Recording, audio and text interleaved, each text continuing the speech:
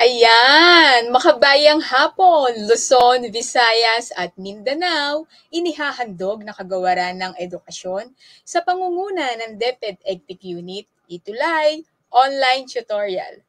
Makabayang hapon, mga mag-aaral, mga makabayang mag-aaral, isa na namang kapanapanabik at kasiyasiyang pag-aaral ng wika at panitikan. Muli, kami ang bumubuo ng Junior High School Filipino. Ako ang inyong gurong makabayan sa wika at panitikan, Tutor Mel. Tayo ngayon ay nasa ikatlong quarter, ikapitong linggo. Alam ko na nanabik na naman kayo ngayon na may paksang mga hakbang sa pagbuo ng isang kampanyang panlipunan.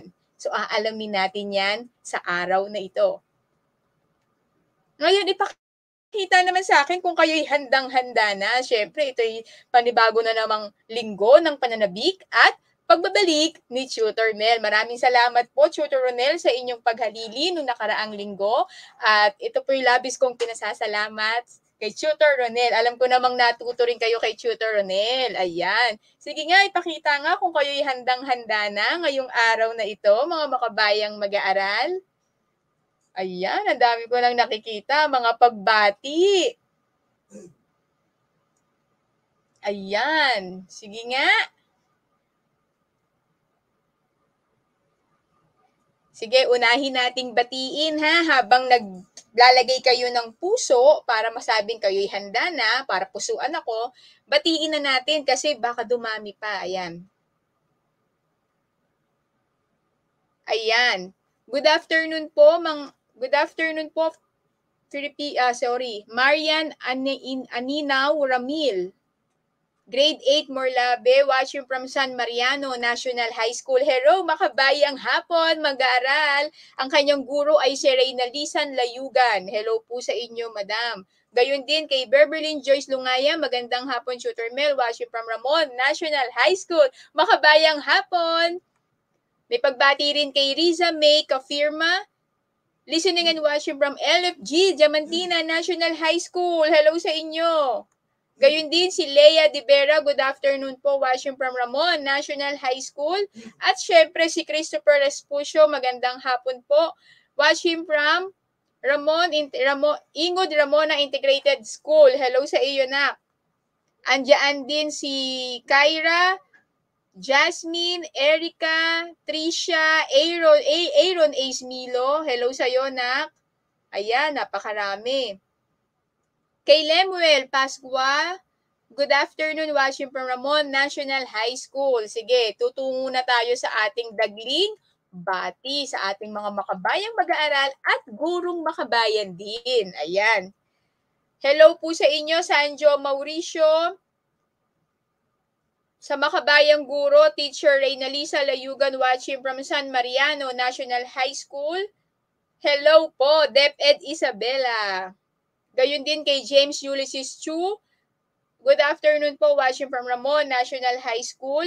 Pagbati rin po kay Justin Agonoy from LFG Diamantina National High School, SDO Isabela. Gayon din kay Angel Manique Vicente. Good afternoon, watching from Ramon National High School. Gayon din kay Luke David Kabigting Fernandez. Good afternoon po. I'm Luke David, watching from Partida National High School. Hello po sa inyo dyan. Maraming salamat po sa inyong walang sawang pagsuporta at pagtutok sa ating Itulay. Ayan, at marami pa.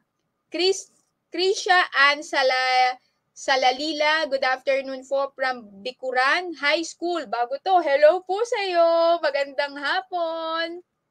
Ayan. Angel Lindaya, magandang hapon, Tutor Mel. Pagbati mula sa Caloocan High School. Hello po. Speaking of pagbati sa Caloocan High School, binabati po namin ang puno ng kagawaran ng Filipino, Ginang Arlene D. Manikis at ang mga kapwa ko guro sa Filipino, Ginang Sofia Crisostomo, Ma'am Rina Boktot, Ma'am Gina Betgadin, Ma'am Ami Loriaga, Ma'am Vivian Estayan, Ma'am Net Makayan, Ma'am Debbie Cortez, Ma'am Roxanne Bernardo at lahat po ng mga guro sa Caloocan High School. Gayun din, pagbati sa aming mahal na punong guro, Dr. Juanito Victoria. Hello po sa inyo, makabayang hapon po. Ayan, ang dami ng pagbati. Good afternoon po from Valderrama, Alexandra. Gayun din kay Canaviso, good afternoon, watching from Caloocan High School. Evelyn Maniaga from Caloocan High School. Cristel Jane Lagat Morales from LFG Diamantina National High School. Andyan din si Ma'am Pia Padilla Tumagan. Hello sa iyo, Ma'am. Maraming salamat sa iyong suporta at lagi ang pagtutok sa amin. Ayan. Andyan din si Dayan Tejero. Magandang hapon po. Eliza Flores. Alexis Ampuan. Andre Gumabon. Ayan, from teacher niya, si Ginang Debbie Cortez, na isa sa atin sa mga team replay. Hello, salamat. Ayan. Gayun din si Carla Agonay Balana, listening and watching from LFG Diamantina National High School.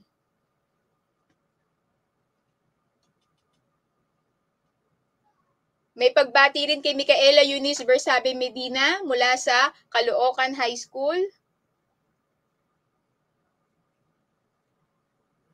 Ayan, napakarami. Mamaya ko po babatiin iba, iisa-isahin. Ayan na, meron na silang magandang makabayang hapon po, Tutor Mel, mula kay Christopher Respucio. Ayan, ang dami na nagpuso. Dahil marami na kayo nagpuso, muli, itong linggong to ay ang huling pagdiriwang natin o pagkilala sa dignidad at dangal ng mga kababaihan.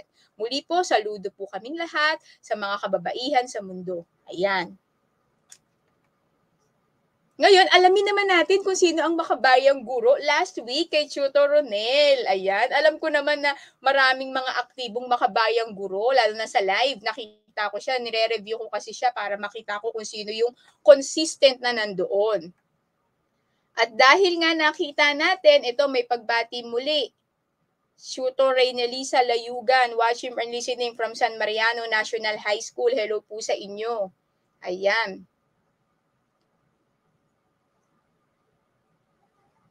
Abangan natin. Gusto niyo na bang makilala kung sino ang makabayang guro natin nung nakaraang linggo? Sige nga, ayan. Siyempre, andyan pa rin si Ma'am Pia P. Tumagan from SDO Laguna. Pagbati po sa iyo, Ma'am, makabayang guro ng Filipino 8. At gayon din, andyan din si Miss Kaylin Villarta, SDO Kamsur, Camarines Sur. Hello po sa inyo, Ma'am. Maraming salamat po. At yung dating nasa team replay, ngayon ay nasa live nung last week. Kaya magpagbati po kay Mrs. Amelita Villoriaga ng SDO Caloocan. Ayan, makabayang clap sa inyo.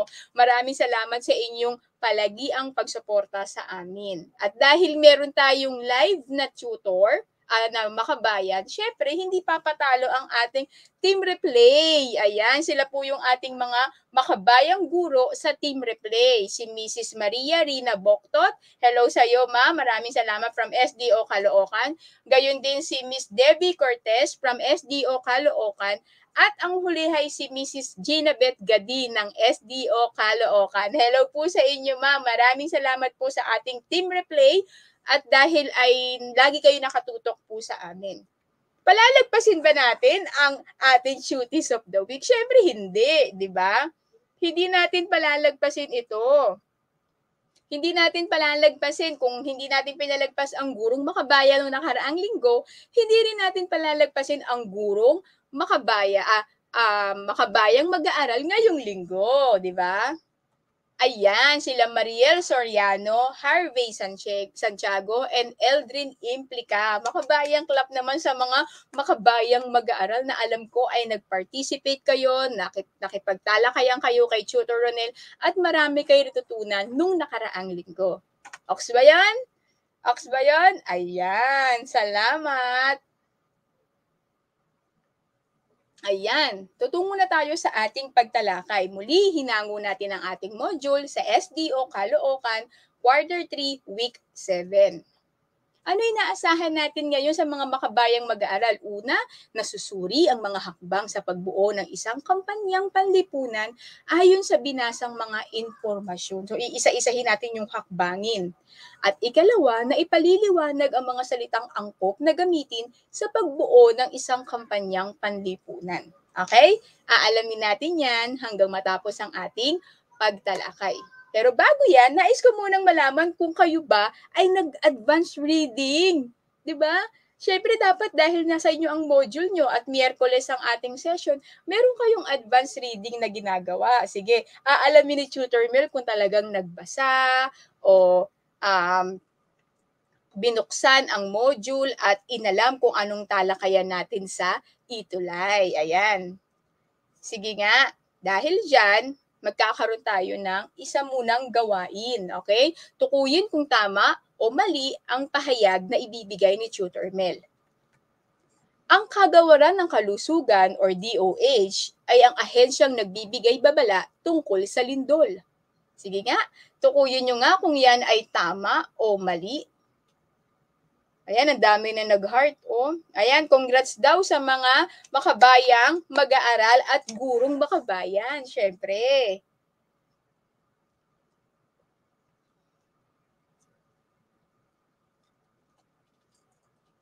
Okay, anong sagot nyo? Ayan, sumagot na si Soji Paladin Santos, Christopher Respicio, Marinel Ramos, Bobby Behera, Rose Ann Santos, Besalel, Jairo Katiis, at ang sagot nila ay mali.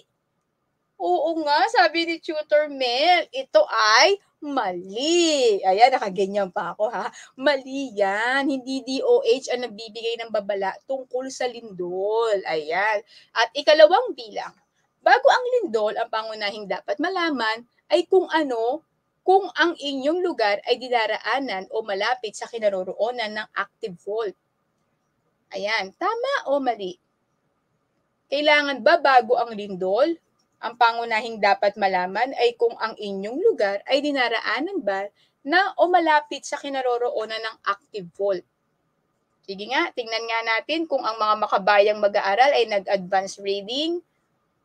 Ayan, may nakita na akong tamang sagot. Kay Eliza, Alison Banyes, Alexandra Valderrama, Kana Viso, Catleya Soriano, Rose Ann Santos, Julia Lea de Vera, Eliza Flores, at ang sagot nila ay tama.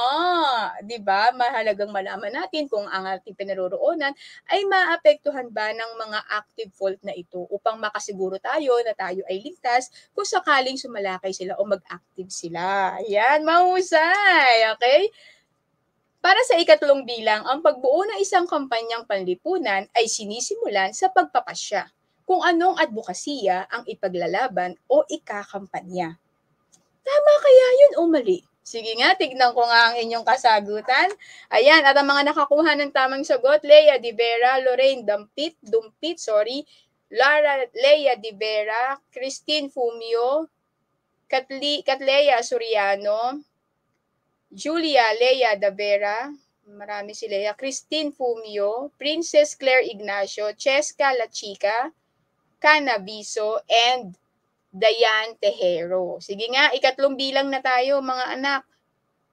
Ayan, may mga pagbati pa. Mamaya ko kayo babatiin ha. Ayun, ikatlong bilang nakakita na ako mula kay Alison Kate Banyes, Tricia Balyasera, Alexandra Valderrama, Alexis Apuan, Soji. Ayan, may pagbati. Sorry, may pagbati tayo kay Renzo Abrazaldo. Mula siya sa high school, from Manuel G. Arroyo High School. Guro, Ma'am Jenny Dispolo, Ma'am Jenny Santos, hello po sa inyo. Salamat po sa inyong pagtutok. Ayan. SDO Manila po siya. At ang tamang sagot niya ay tama. Okay, mahalaga ang pagpapasya para makabuo ka ng isang kampanyang panlipunan na sisimulan mo. Okay? Ikaapat, ang kampanyang panlipunan ay isang instrumento sa pagpapalaganap ng bagong impormasyon o advokasya ng pamahalaan. Tama ba to o mali? Hindi nga. Sige nga, kung anong inyong sagot. Ayan, ang daming nakasagot Ang daming nakakuha ng tamang sagot. Cana Biso, Eliza Flores, Julia Lea de Vera, Princess Ignacio, Mika Banyanola, Angel Lindaya, Princess Ignacio, Beatriz Ventura, Samantha Baris, Christine Fumio, Alexandra Valderrama, Saji Santos. O yan. Okay, salamat sa inyo. Gayon din si Kerubin Villamor. Ang sagot ni Kerubin ay tama pa rin, 'di ba? Tama 'yun. Ayan.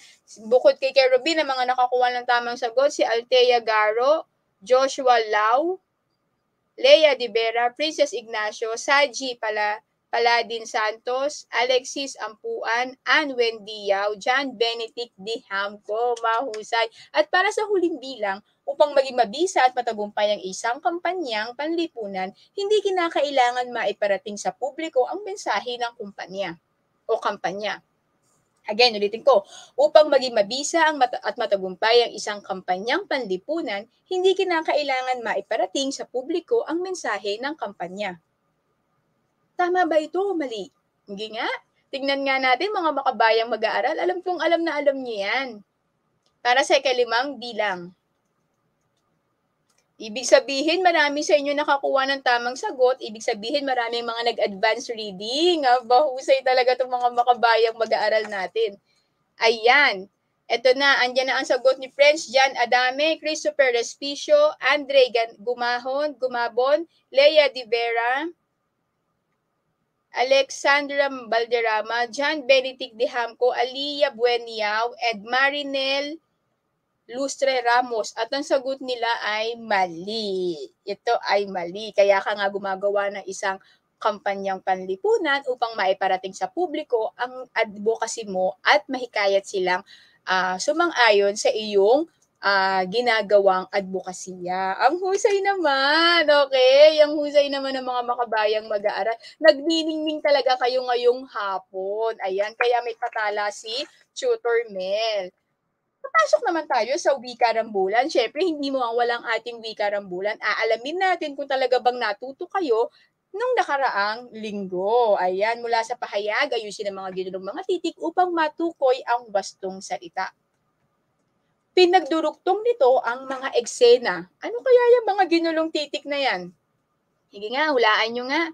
Papasok na tayo sa wika rambulan. Ayan, ang dami nakakuha ng tamang sagot. Ayan, kumaway si Ma'am Rina Boktot. Hello sa iyo, Ma'am Rina. Maraming salamat po sa inyong pagtutok sa amin. Ayan. Gayon din si Ma'am Debbie Cortez. Andito po siya. Hello po sa inyo, Ma'am Debbie. At kay Ma'am Jen Santos ng Manila, SDO Manila. Maraming salamat mga madam sa inyong walang sawang pagtutok sa aming Itulay Junior High School Filipino 8. Ayan. Ayan, nakalagay pagbati po, ma'am. Ayan, na syempre.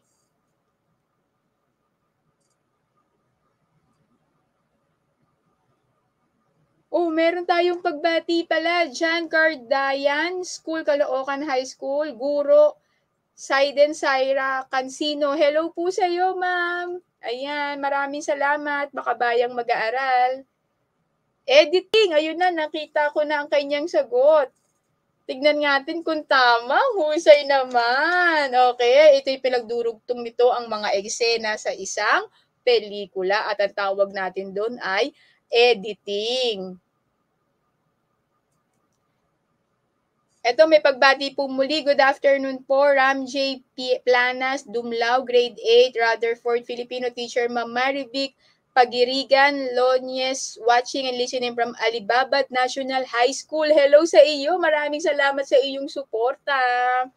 Ayan, sana matuto ka at maituloy namin sa iyo. Huwag niyong kalimutang ibahagi ang ating link para mas marami pa ang maabot ng ating pagkatuto. Ayan, ikalawang bilang na tayo. Ito ang naghihiwalay sa mga serye ng mga salita, parirala at pangungusap. Ano kaya ito? Ayan, ang dami nakakuha ng tamang sagot. Mahusay talaga 'tong mga makabayang mag-aaral, Kayo ba'y nananabik talaga sa ating pagtalakay ngayon? Ayan, nakakatuwa naman, ang dami niyong mga sagot. Panatilihing aktibo upang, mahasa pa ang inyong kahusayan. Ayun, may sumagot na mula kay Loisa May Bañez, Alessandra Bohol Roring, Beatrice Ventura, Kerubin Villamor, at ang sagot nila ay kuwit. Kuwit ang naghihiwalay sa mga serye, salita, parirala ng pangungusap o maging ang pangungusap. Mahusay naman sa para sa ikatlong bilang, tumutukoy ito sa tamang kuha ng anggulo ng kamera. Ano kaya ito? Ayan. Tingnan ang mga letra o mga ginulong letra. Tumutukoy ito sa tamang kuha ng anggulo ng kamera. At ang mga nakakuha ng tamang sagot si Natalia Layawen, Catlea Soriano, Julia De Vera, Christopher Respicio, Mika Banyanola, Altea Garo, Chanel Alvarez, Eliza Flores, Carl Andre Agabao, Angel Lindaya, Kerubin Villamor, Christine Fumio, Canaviso, Dayan Tejero, Sainab Punsalan, Saji Santos, yan mga nakakuha ng tamang sagot. Salamat mga anak. Ayan, para sa ikatlong bilang na tayo. Nako, medyo late yung aking yung dating sa akin. Kasi, ayun, kay Benice Andrea. Ayan si Benice. Ayun, Venice Andrea Baruzo, Mary Lady Jo, Marinel Lustre Ramos, at ang kanilang mga kasagutan ay cinematography. Napakahusay namang mga bata ito. Talaga naman nakuha nyo at pinakikita nyo kayo'y handang-handang matuto at natuto kayo nung nakaraang linggo. Para sa ika-4 na bilang, gumamit ito ng computer o graphics. Ano kaya ito? Gumagamit ng computer or graphics? Ano kaya yan? Sige nga. Ayun, ang dami pang sumagot. Hindi ko na kayo iisa-isahin kasi napakarami. Tsaka medyo delay ang pasok sa akin ng... Ayan, may nakita na ako kay Hevelyn Hart Tanghian. Ang kanyang kasagutan ay special effects, mahusay. Gayun din kay Besalel Jairo, JB Petchon, Lea De Vera, Alexandra Valderrama, Alison Bañez, Eliza Flores, Bernice Baruso, Christopher Espucio, Dayan Princess Perez Jo, JB Petchon, Alison Bañez, Eliza Flores, Dayan Tejero, Lalaine Bate, ayan, nasagot nila ay special effects. Mahusay, ang gagaling naman. At para naman sa ika-5 bilang ng ating wika-rambulan, ito ay nagbibigay ng tamang interpretasyon sa pangungusap. Ito ay nagbibigay ng tamang interpretasyon sa pangungusap. Mula sa mga ginulong letra, hulaan ang tamang sagot.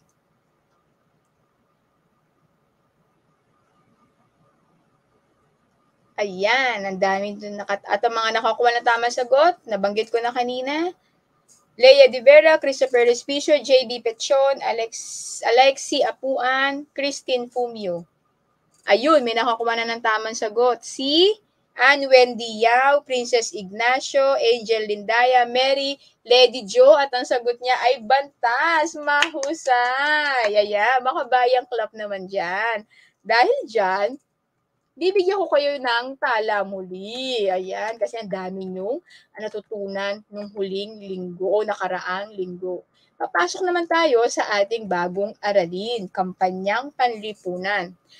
Yung mga nakaitim na salita, ito yung mga mahalagang dapat ninyong tandaan. Isang instrumento sa pagpapalaganap ng bagong impormasyon o advokasya ng pamahalaan, pribadong institusyon at iba't ibang samahan o organisasyon. Isa sa mga hangarin ng kampanyang panlipunan ay ang magkaroon ng kamulatan ang publiko sa anumang produkto at advokasya ng iba't ibang organisasyon. So yun palang ibig sabihin yun. Ito ay isang instrumento, ito ay isang pamamaraan upang maipalaganap mo at makibigay mo sa kanila ang kamulatan sa iyong ginagawang advokasya sa organisasyon o anumang institusyon na kinabibilangan mo. Ang husay, di ba? So, meron lang tayo mga ilang paalala para malaman natin kung ito ba ay kailangan gawin. Ayan, magkakaroon tayo ng una, pagkakaroon ng malawak na suporta. Kailangan magkaroon tayo ng malawak na suporta o magkaroon ng sistema sa pakikipag-ugnayan sa iba't ibang sektor ng lipunan, tulad ng grupo ng mga iskolar, mambabatas, profesional, media, estudyante, opisyal ng mga komunidad at iba pang mga organisasyon. So mahalaga na magkaroon ka ng malawak na suporta, or else hindi mo siya maaaring ilan lang ang makinig sa iyo o pwedeng wala pang makikinig sa iyo kung hindi ka kakikitaan ng sumalawakang suporta ng mga nabanggit nating mga grupo. Okay? Ikalawa, pagsasagawa ng iba't ibang gawain. Siyempre, para masabi natin na tayo ay may malawakang suporta, ang pagsasagawa ng iba't ibang gawain ay meron ding tungkulin. Kailangan maiparating sa publiko ang mensahe ng kampanya sa pamamagitan ng iba't ibang paraan tulad ng paggawa ng poster, postcard, at iba pang kampanya sa media. Ngayon pa lang nakikita nyo na yan, di ba? Lalo na dahil meron tayong halalan. So, unti-unti na, kumbaga, ang tawag dito, kabi-kabila ang nagbibigay ng kampanya base doon sa kanilang mga napupusuang kumakandidatong pangulo. At hindi lang yun, maging sa lokal na pamahalaan ay meron din yung mga mayors, vice mayor. Kaya magandang nakikita natin yun, kamulatan yun sa atin. At ikatlo, kawastuhan at kalinawan ng mensahe. Ang mahalaga, klase, hindi nga natin ito iginagawa dahil tayo ay nasa demokrasyang bansa. Ito ay isa sa mga karapatan natin na mailabas natin ang ating saloobin. Ngunit, kailangan meron itong kawastuhan at kalinawan sa mensahe. Hindi maaaring payagan o maaaring hindi maunawaan ang iyong ipinararating kung hindi ito nasa maayos na kawastuhang mensahe. So anong ibig sabihin yun? Kailangan maikli, malinaw, at malakas ang dating ng mensahe upang mapakilos ang publiko sa advokasiyang ipinaglalaban. Kailangan maging malikhain din ang pagpapahayag ng mensahe upang makatawag pansin ang kampanyang panlipunan sa publiko. Okay? So hindi maaari yung nagbigay ka ng napakaraming salita, hindi na nababasahin yun. So ang kailangan maikli lang, malinaw, at maipapakita yun talagang advokasiyang iyong isinusulong. Okay? So diyan pa lang makikita natin na kung sa ganitong pamamaraan, makikita o malilinang natin yung sinasabi natin na ayan, na yung wastong paggawa o pagbuo ng isang kampanyang panlipunan. Dahil dyan, tutungo naman tayo, paano bang manghakbangin para makabuo ng isang kampanyang panlipunan? So, una, meron tayong pagpasyahan muna ang advokasiyang ipaglalaban o ikakampanya. So, mahalaga yan na kailangan may pagpapasya ka. Hindi pwede yung hindi mo siya iisipin o hindi mo siya didesisyonan, di ba? Yung sinasabi nga rito, mahalaga na ayan. Kasi ito yung mga hakbangin. Ayan. So, mahalaga na ang ating ipinaglalaban o advokasya ipaglalaban sa kumpanya ay talagang napagdesisyonan natin. Hindi kinakailangan na sinabi lang ng iba o kaya naman narinig mo lang. Kailangan nasuri mo na rin ito, nasiyasat mo na, at may desisyon ka na ito ay ipaglaban. Sumunod, ikalawa, pagplanuhan kung paano ipahahayag ang mensahe ng kampanya na ipahahatid sa publiko. Hindi tayo maaaring, ito yung desisyon ko, ito yung advokasya ko, ito yung ipaglalaban ko, ipaparating ko na sa publiko. Kailangan meron tayong nakaantabay na plano. Hindi maaaring maibigay ito ng bigla-bigla. Kailangan plano ng maayos para maipahayag natin ang totoong mensahe natin sa publiko. Ikatlo, magsaliksik ng sinabi ng mga eksperto o mga salawikain na magagamit sa pagbibigay ng mensahe. Okay? Mas maganda kasing gamitin ito dahil mas nakikita ng publiko na ikaw ay merong katibayan. Lalo na kapag, di ba sa pagbibigay ng opinion, kapag nagbibigay tayo ng ayon sa DOH, ang bilang ng ganito ay ganyan, mas kapani-paniwala. Lalo na kung ikaw ay magsasaliksik at magagamit ka o maglalagay ka ng mga sinabi ng mga eksperto o salawikain na makapagbibigay ng mas malawak na kaalaman sa mensaheng iyong ipinapakita. Gayun din, ikaapat, makatutulong ng malaki ang paglalagay ng larawan o simbolo dahil kung minsan mas malakas ang dating nito sa publiko kaysa paggamit ng pananalita. So kung titingnan mo klase, hindi ka naman iintindihin kagad niya pag ikaw ay ngumangaw-ngaw sa kalye. 'Di ba? Titingnan mo na nila ano bang pinagsasabi nito. Makikita nila sa iyong poster, sa mga larawang nakapaskil, kung ano ang iyong ipinaglalaban. Halimbawa na lamang, ang advokasya natin na pantay na pagtingin sa mga kababaihan. Okay? Hindi naman tayo pwede maglagay ng poster ng tungkol sa kalalakihan. Kasi taliwas yun sa ating advokasya. So, ilalagay natin isang balanseng batas na kung saan makikita ang pantay na pagtingin sa babae at lalaki. Okay? So, yun yung larawang binabanggit natin. Ikalima, pag-aralang mabuti ang disenyo ng kampanyang panlipunan dahil nakaakit sa mambabasa ang mga magagandang ayos at layout nito. Kaya nga sabi natin may pagpaplano. Kapag ikaw ay nagplano, may kaayusan yun. Kapag ikaw ay nagplano ng may kaayusan, mas maganda ang resultang makikita ng publiko at masasabi nila na maayos ang ginagawa nilang kampanyang panlipunan na maaari kang makaengganyo o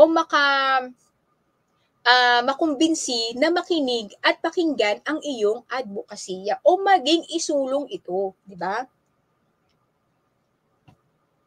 Ika-anim, gumamit ng iba't ibang estratehiya sa pangangampanya. Kaya nga 'di ba, nakikita niyo naman, alam ko namang aware kayo o ang inyong kamalayan ay buhay na buhay sa panahon ngayon dahil kitang-kita ang kanya-kanyang estratehiya, 'di ba? Andiyan ang nagbigay ng kulay, andiyan ang merong God first, 'di ba? May mga ganyan, may mga maikli silang binabanggit. Andiyan ang salitang babangon, yung mga ganon, BBM o kung ano man.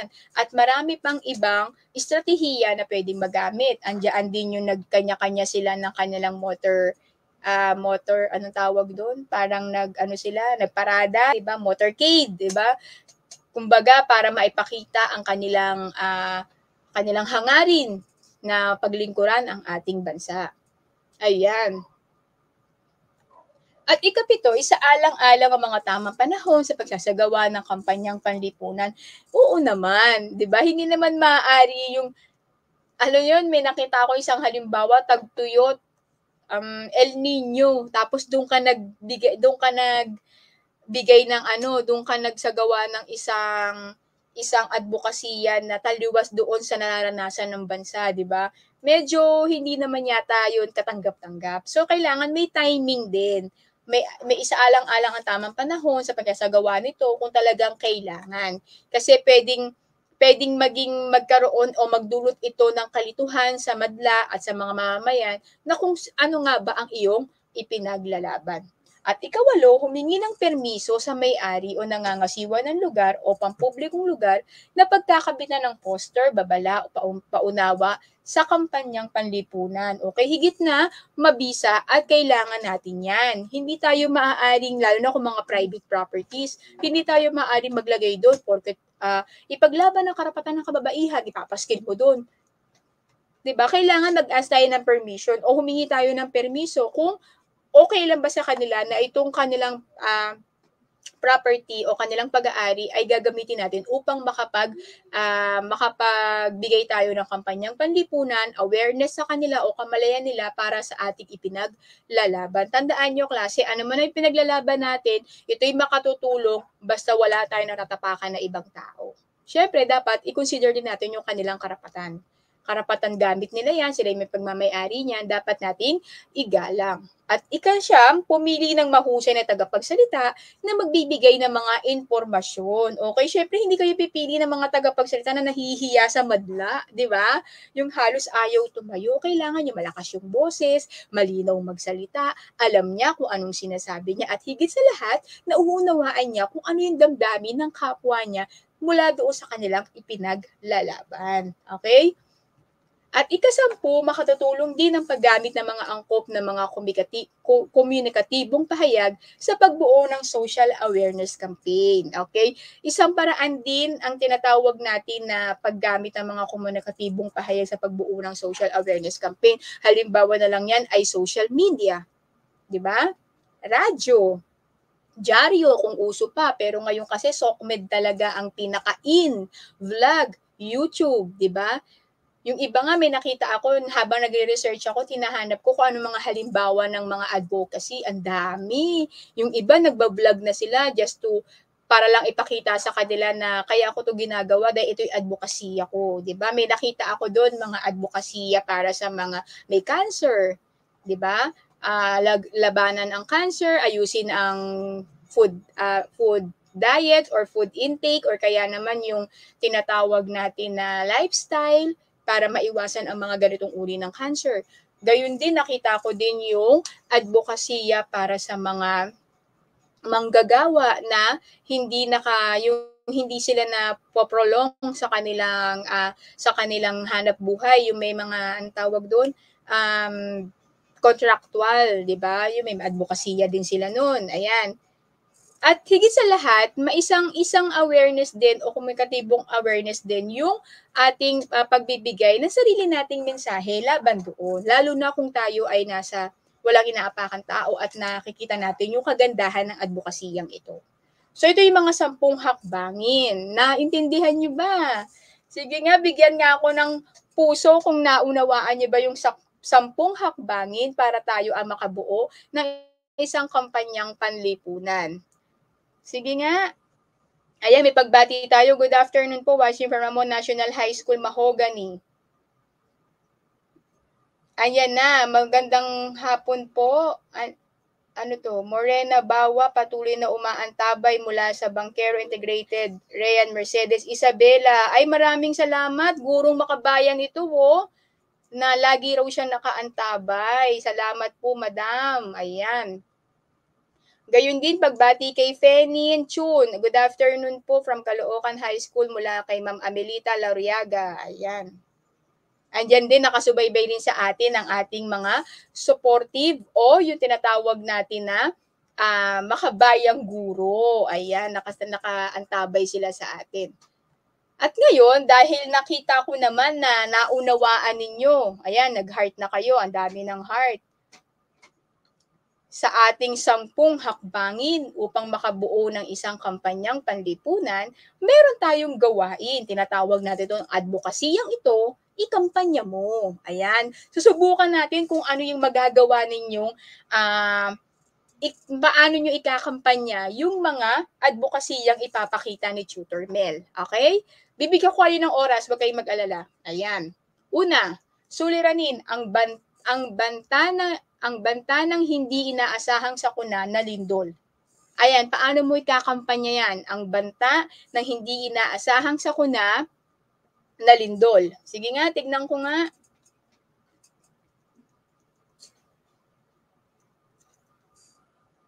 Paano mo ikakampanya? Sabi doon, di ba, kailangan magdesisyon ka, may plano ka. Ayan. Pumili ng mga maayos na salita, maikli lamang, ngunit andoon na lahat yung essential, yung laman, yung diwa ng iyong ipinaglalaban.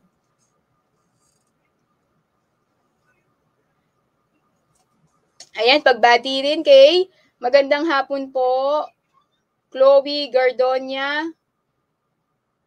Patuloy na nanonood po sa Filipino 8, guro sa Filipino, Ginang Ginabet Gadin. Gayun din yung mga mag-aaral ni Ma'am Amelita Loriaga. Maraming salamat mga anak sa inyong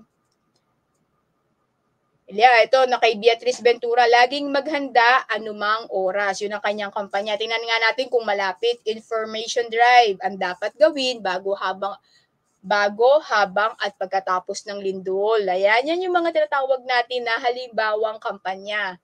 Information drive ang dapat gawin bago, habang, pagkatapos ng lindol. Ikalawa, pagkalat ng sakit na dengue at malaria. Ayan. Paano natin gagawan yan? May kasagutan kayo dito, may sumagot. Lagi maging handa sa anumang oras. Ayan. Gayun din, may sagot si Christopher Respicio, maging handa sa lahat ng anumang uri ng sakuna. Ayan. Sige nga. Ikalawang bilang na.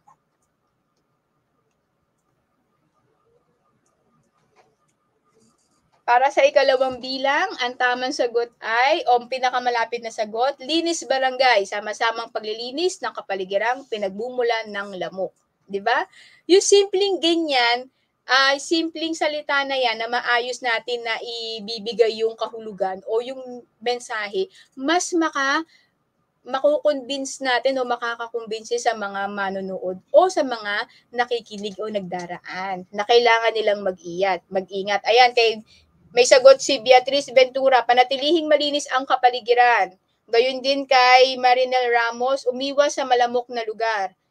Natalia Layawen, maging malinis, mag-ingat, maging malinis. Lamok ay puksain, bakuran ay linisin. Very good, Christopher Respicio. Kailangan merong something na catchy, yung mabibigyan ng pansin, di ba? Yung lilingon kang gano'n na, ay, yun pala yung gusto niyan sabihin. Ayan, di ba? So, may mensahe, mahusay. Para sa ikatlong bilang, pagpapakalat ng fake news. Ayan, paano natin gagawin yung advokasya? Ayan, may sagot pa si Saji. Harap mo, linis mo. Sabi niya kung nagpahabol siya. Okay? Si Trisha Ballaseria kontra dengue. Ayan, may pagbati kay Kadrix Baroga from Caloocan High School, Miss Aiden Saira Baribon Cancino. Hello po sa inyo, ma'am. Maraming salamat po sa pagtutok sa ating Itulay Filipino. Ayan. Ayun, kay Saji, ang bilis niya kagad. Think before you click. Oo nga naman, paano kung fake news yun? Hindi mo alam, di ba? Kay Dayan Tejero, ay, late na to, tapat mo, linis mo. Okay, sige nga, magkampanya nga kayo ng pagpapakalat ng fake news. Ano ang maaari nating gawin dyan? Sige nga, tingnan natin yung tamang sagot natin. Pinoy na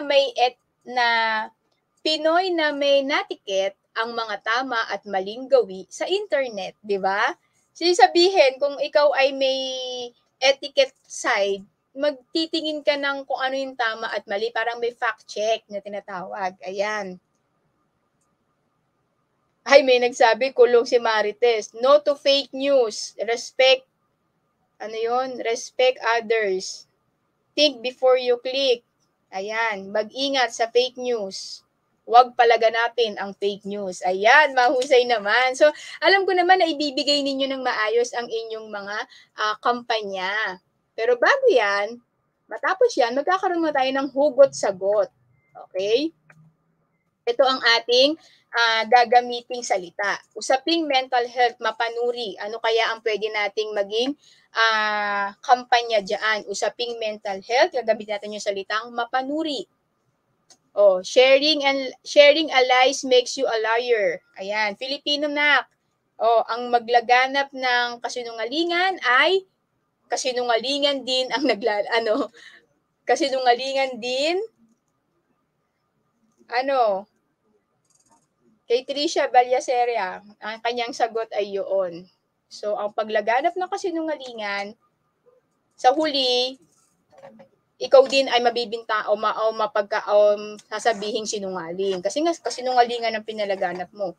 Okay, ito naman tayo sa gawaing hugot-sagot, usaping mental health, mapanuri. Halimbawa ay maging mapanuri sa anumang klase ng issue upang mental health mo hindi ma-broken tulad ng puso mo. Di ba? May ganun mga hugot-sagot ang tawag natin dyan. O kayo, sige nga, tignan ko nga yung mga kasagutan nyo. kailangan gagamit tayo ng mapanuri yung salita natin. Ayan, kay Christopher Respicio, suriin, alamin, busisiin, bago palaganapin. Ito yung sa yung sa fake news. Ayan. Mahusay si Christopher Respicio, ang gaganda ng mga sagot niya at ng iba nating mga makabayang mag-aaral. Okay? Wala na, usaping mental health, mapanuri. Sino pang pwede magbigay? Okay, sumunod tayo sa ikalawa. Kamalayan ngayong halalan, siya satin. Ayan, ito yung gagamitin nating hudyat. Siya satin. Sige nga, paano natin sasabihin siya satin? Hugot sagot natin.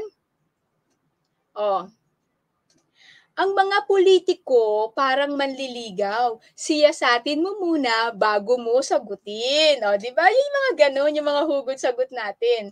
Di ba nililigawan nila tayo para makuha yung ating yes o yung ating boto. Gayon din ang mga politiko.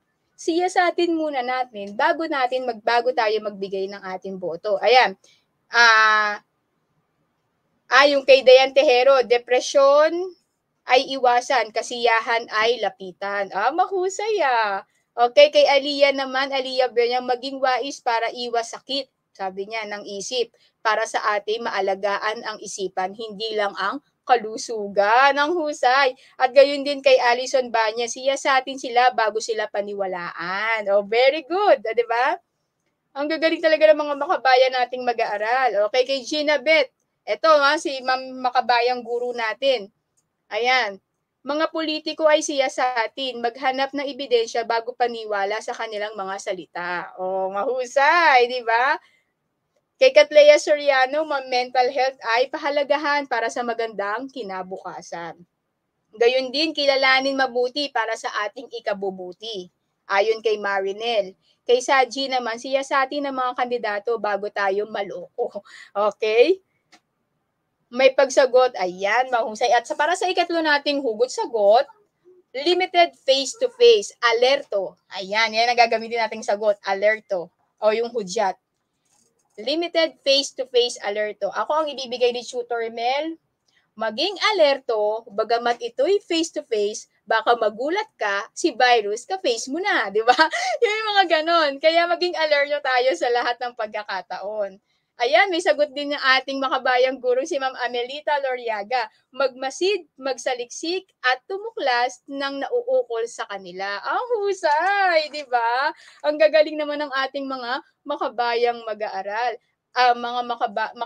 Gurong makabayan. Gayun din, may makabayang mag-aaral na nagsabi, maging masiyasat sa mga politikong na mabulaklak na pangako. Okay? Ayon kay Jan Soriano, mental na kalusugan ay isipin, huwag problemahin ang problemang nagpapabigat sa atin. Ayan. Ang husay naman. At may nakalagay pa kay Jan Soriano, kilalanin mabuti ang mga kandidato sapagkat sa kanila nakasalalay ang kinabukasan ng bawat tao. At ang pinakahuli ay kay Alison Banyes, maging alerto upang maiwasan ang pagkalat muli ng virus. Mahusay, okay? Alam ko naman kayo'y natuto at talaga namang na-enjoy nyo ang ating episode na to. Pupunta na tayo sa bakit ito mahalaga. Mabisang paraan pa din ang mapagpapahayag na iyong saloobin sa maayos at wastong pamamaraan. Ito ba din ay iyong karapatan? Kaya maging resonable at responsable. Ayan, nagustuhan niyo bang ating pagtalakay, mga makabayang mag-aaral at gurong makabayan? Bigyan naman ng puso si Tutor Mel kung talagang nagustuhan niyo ito. Ayan, maraming salamat. Muli, ito ang ating homepage, DepEd Itulay, at kung maaari kayo magpa-add sa akin sa aking isang account sa FB, Tutor Mel. Ayan. Huwag niyong kakalimutan, Filipino 8, ikatlong markahan. Susunod yata, ika-4 na markahan na tayo. Ayan, mula 1:00 ng hapon hanggang 4:20 ng hapon. Siyempre, huwag nating kalimutan ang ating pagsubaybay sa The Bayani Chronicles ni Tutor Ronel tuwing Sabado. Muli, ang inyong komento at suhestyon ay mahalaga sa amin. Maaari nyo ito ipadala sa amin anumang oras. Ako ang inyong gurong makabayan sa wika at panitikan na nagsasabing ang mabuting halimbawa ay higit na mabisa kaysa salitang dakila. Paalam mga makabayang mag-aaral at mga gurong makabayan. Paalam! Salamat!